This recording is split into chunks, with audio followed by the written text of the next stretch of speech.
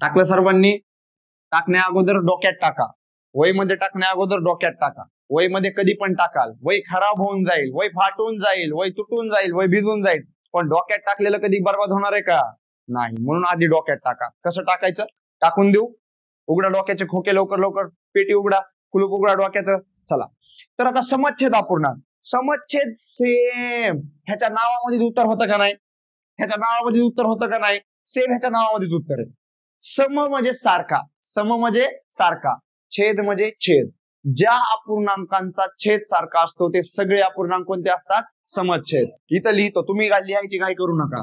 बघा, ज्या सगळ्या जादू बर काय त्या ज्या अपूर्णांकांचा काय सारखा असतो? छेद समान असतो किंवा सारखा असतो, समान असतो, त्याला काय म्हणतात रे?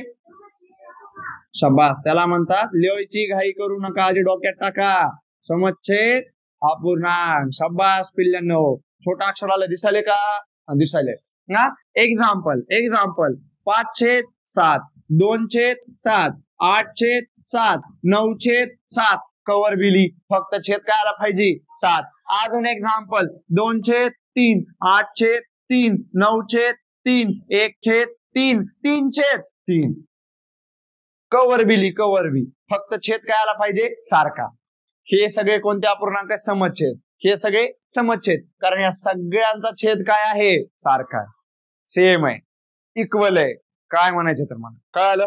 भिन्न छेदचं काय असेल मला त्याच्या उलट. हा, सांगा पण काय असेल? ज्या अपूर्णांकांचा छेद समान नसतो किंवा वेगळा असतो, त्याला काय म्हणतात रे? शबास, त्याला भिन्न छेद अपूर्णांक म्हणतात. शबास. हा, चला मग आता मला सांगा, भिन्न छेद अपूर्णांकाचे एक्झाम्पल अवघड आहेत का?